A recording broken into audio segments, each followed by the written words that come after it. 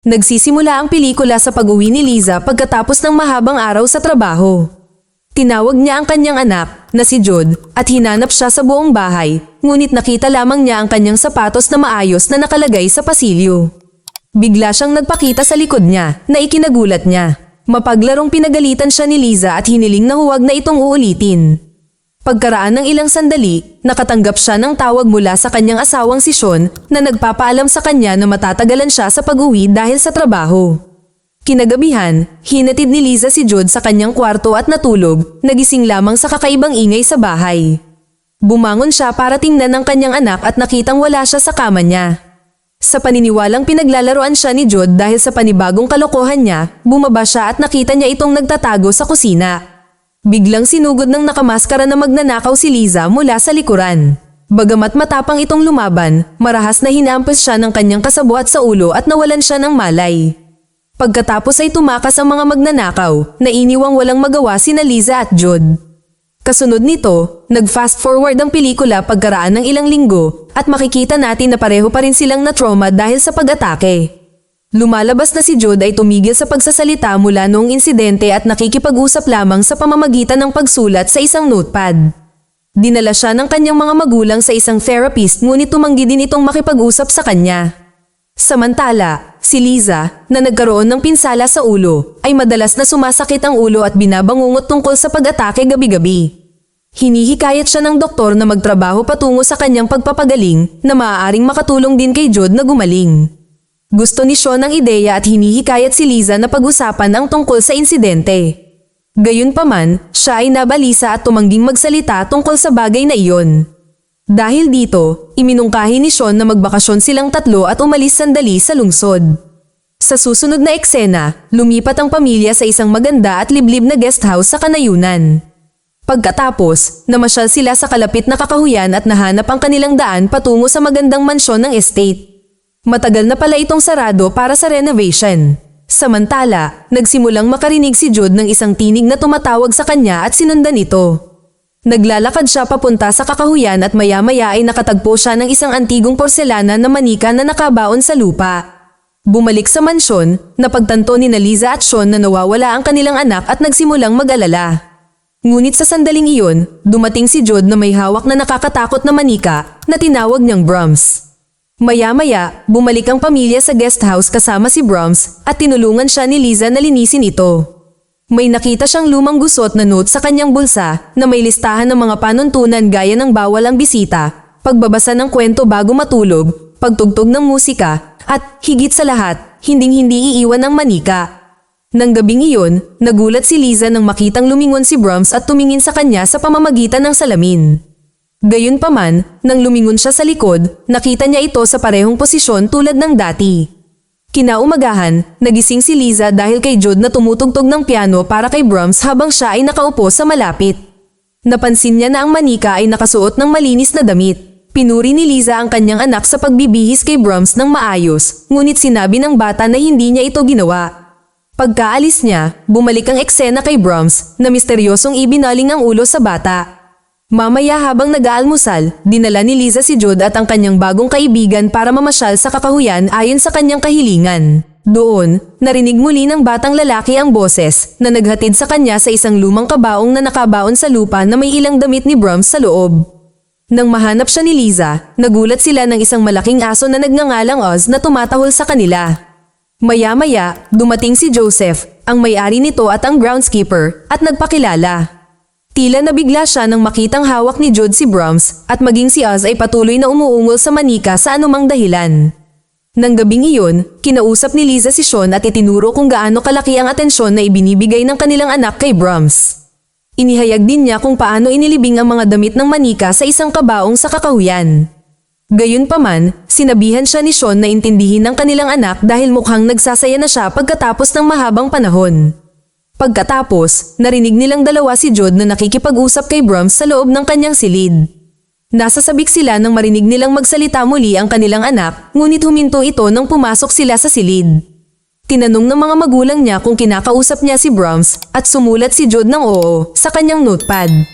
Nang tanungin kung ano ang kanilang pinag-uusapan, isinulat niya na tinatalakay nila ang nakaraang aso at kung paano hindi siya nagugustuhan ni Brahms. Sa kabila ng hindi pangkaraniwang senaryo, hindi ito masyadong inisip ng mga magulang at ipinagpalagay lamang na dahil ito sa pagiging bata niya. Nang gabing iyon, binangungot si Liza na muli siyang inatake sa kanyang tahanan at nakita pa niya si Jude na nakamaskara ng mukha ng manika. Kinabukasan, ibinigay ni Jude sa kanyang mga magulang ang isang listahan ng mga patakaran para kay Brahms.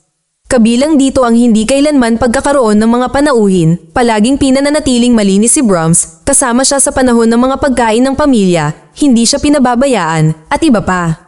Gayunpaman, hindi nila ito gaanong iniisip, sa paniniwalang ito ay isang bata lamang na mahilig maglaro.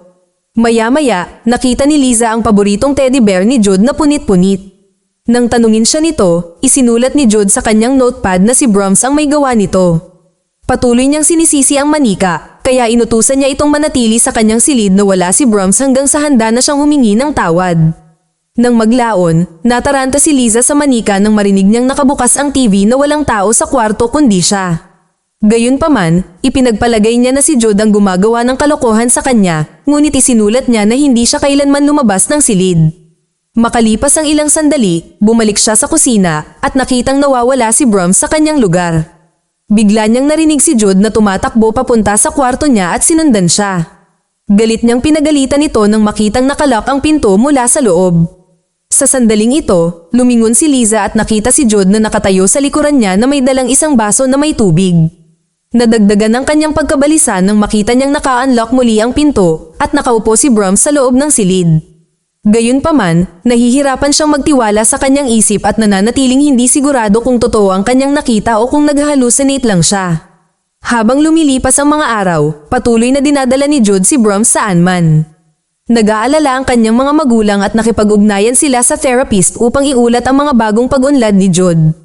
Gayunpaman, sinabi niya sa kanila na huwag masyadong mag-alala tungkol dito at tiniyak sa kanila na marahil ang pagkakaroon ni Brahms sa paligid ay mabuti para kay Jude na muling bumalik siya sa dati. Sinabi rin niya na tinutulungan ng manika si Jude na lutasin ang kanyang trauma at hinihiling sa kanila na hayaan siyang panatilihin ito. Pagkatapos ay pinadalhan sila ng doktor ng mga link sa mga artikulo tungkol sa mga laruan bilang mga therapeutic tool. Isang araw, nag-surf si Liza sa internet para matuto pa tungkol sa mga antigong manika tulad ni Brahms. Sa lalong madaling panahon natuklasan niya na ang bawat manika ay may serial number na nagbibigay ng mga detalye tungkol sa kanilang mga dating may-ari. Sa labas, habang nakikipaglaro si Jude kay Brahms, nilapitan sila ni Joseph. Sinabi niya na hinahanap niya ang kanyang aso na nawawala mula pa noong umaga. Ngunit bago pa siya makapagsalita, dumating doon si Liza at iginiit na wala silang alam tungkol sa aso. Nang marinig ito, nagpa siya si Joseph na umalis, ngunit tinitigan din ng manika habang paalis ito. Kinaumagahan, hinanap ni Liza ang serial number mula sa paa ni Brahms ngunit walang nakitang resulta. Ang masama pa nito, napadpad siya sa notepad ni Jude na puno ng nakakagambalang mga guhit ni Brahms at kung ano ang tila pag-uusap ng dalawa. Inilalarawan din ng mga guhit na ito ang aso na marahas na pinaslang at sina Liza at Sean ay binaril habang si Jude ay nakatayo sa ibabaw nila. Nang gabing iyon, nagbihis si Jude gaya ng manika niya at nagtungo para maghapunan. Pagkatapos ay bigla niyang hiniling na payagan si Brahms na kumain kasama nila sa kanyang sariling plato. Gayunpaman, hindi siya sineryoso ng kanyang mga magulang at hiniling sa kanya na mag-focus sa kanyang pagkain. Nang maglaon, binanggit ni Sean na inimbitahan niya ang kanyang kapatid at ang kanyang pamilya para may kasama sila. Nang isulat ni Jude na walang bisita ang pinapayagan ayon sa mga panuntunan ni Brahms, ipinaalala ni Liza sa kanya na ang kanyang manika ay hindi ang magdidikta ng mga patakaran sa bahay. Ngunit ikinagalit lamang ito ni Jude at isinulat niya na magagalit si Brahms dahil dito. Dahil sa inis, naglakad si Liza palayo sa kusina ngunit nagulat siya sa ingay na nanggagaling sa dining room. Nagmadali siyang pumunta sa dining room at nakita niya ang mesa at upuan na nakatumba at ang silid ay magulo. Iginiit ni Jude na hindi niya ito ginawa at pagkatapos ay tumakbo sa kanyang silid kasama si Brahms. Maya-maya, tiningnan ni Sean ang mga drawing sa notepad ni Jude at tiniyak kay Liza na walang kahulugan ang mga nakakatakot na drawing na iyon. Gayunpaman, napansin niyang wala na sa notepad ang mga guhit ng aso at bangkay nito. Nagdudulot ito ng ilang tensyon sa pagitan ng mag-asawa dahil magkaiba sila ng opinyon sa mga nangyayari sa kanilang paligid. Lalong nadismaya si Liza nang sabihin ni Sean na siya ang sumira ng mesa. Nagsisimula na siyang maniwala na nabaliw na siya. Kinaumagahan, sa wakas ay natagpuan ni Joseph ang kanyang aso sa kakahuyan, ngunit nasa walang buhay na kalagayan. Samantala, napagtanto ni Liza at Sean na wala si Jude sa bahay at tumakbo sila para hanapin siya. Nagpa siya ang dalawa na maghiwalay at hanapin siya, at natapos si Liza sa pagpunta sa mansyon ng estate. Pagpasok pa lang niya, nagsimula siyang makarinig ng mahinang yabag at boses sa paligid niya. Narinig pa niyang tumatawa si Jude sa di kalayuan at sinundan ang kanyang boses. Di nagtagal, napunta siya sa isang nakakatakot na lumang silid kung saan nakita niya si Brahms na nakaupong mag-isa. Maya-maya lang, lumabas si Jude sa sulok, nakasuot ng porcelain mask. Nang tanggalin ito ni Liza, himalang nagsalita ito at humingi ng tawad sa kanya. Pagkatapos, dumating din sina Sean at Joseph sa lumang silid na hinahanap sila. Humingi rin ng paumanhin si Jude sa kanyang ama at masaya ang mga magulang na sa wakas ay nakakausap na rin siya pagkatapos ng mahabang panahon. Kasunod nito, umalis silang apat at tinanong ni Liza si Joseph kung ano ang eksaktong nangyari sa bahay na iyon. Tumugon siya sa pamamagitan ng pagsisiwalat ng isang pamilya na dating nanirahan dito kasama ang baliw na anak. Ipinaliwanag ni Joseph na ang taong ito ay nabaliw at pinatumba pa niya ang isang batang babae sa kanyang teenage years. Nang masunog ang kanyang mukha sa apoy, nagsimula siyang magsuot ng maskara upang itago ang kanyang sarili. At malamang ito rin ang suot ni Jude. Ibinunyag pa ni Joseph na ang mga magulang ng bata ay ginawa ang hindi dapat gawin habang siya ay nagpapatuloy sa pagpaslang. Naintrigi siya, kaya nagtanong si Liza tungkol sa pangalan ng batang lalaki at kagulat-gulat na isiniwalat ni Joseph na ito ay walang iba kundi si Brahms. Sa susunod na eksena, binisita ang pamilya ng kapatid ni Sean, ng kanyang asawa, at ng kanilang mga anak. Ang mga matatanda ay nagkukwento tungkol sa kanilang buhay habang ang mga bata ay lumalabas upang maglaro. Sa kasamaang palad, ang pinakamatandang bata, na si Will, ay isang mayabang pala at sinimulan niyang asarin si Jude. Tinawag niya itong mental at pinagbantaan na babasagin ang manika. Binalaan siya ni Jude na huwag galitin si Brahms, ngunit hindi nakikinig ang maton. Ang mga lalaki pagkatapos ay nakikibahagi sa isang laro ng isang agawan ng sombrero upang matukoy kung sino ang mas malakas. Ngunit sa gitna nito, tumingin si Jude kay Brahms at biglang binitawan ang sombrero na humantong sa pagkatisod ni Will at nadulas. Ang isang matulis na piraso ng kahoy na nakabaon sa lupa ang tumago sa kanyang balikat na nagudyok sa kanyang mga magulang na isugod siya sa ospital. Kinagabihan, galit na ipinagtapat ni Jude kay Liza na gusto ng kanyang manika na tumira sila ng magkasama sa mansyon habang buhay. Maluha-luha niyang inalala kung paano nagbanta ang masamang manika na sasaktan sila kapag tumanggi itong manatili sa kanya. Gayunpaman, tiniyak ni Liza sa kanyang anak na walang pwedeng manakit sa kanila. Pagkatapos, naghanap siya sa internet tungkol kay Brahms sa pamamagitan ng paglalagay ng code nito ng pabaliktad. Ito sa wakas ay nagpapahintulot sa kanya na makakuha ng impormasyon sa madilim na kasaysayan ng manika. Natuklasan ni Liza ang nakakatakot na pagkakataon na ang lahat ng mga naunang may-ari ay namatay matapos ampunin ng kanilang anak ang manika. Ang mga taong ito ay magpapatuloy sa paggawa ng mga karumal-dumal na pagpaslang at sinasabing ang manika ang nag-utos sa kanila nito. Samantala, sa ospital, nakipag-usap si Sean sa isang lalaking pamilyar sa lugar at natuklasan ang kasaysayan ng mansyon.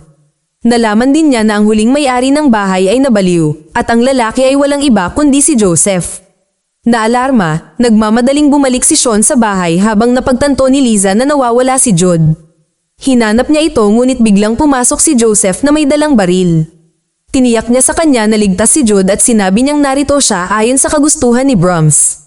Pagkatapos ay ipinagtapat ni Joseph na siya ang naglagay muli kay Brahms dito matapos siyang makitang nagkapira-piraso.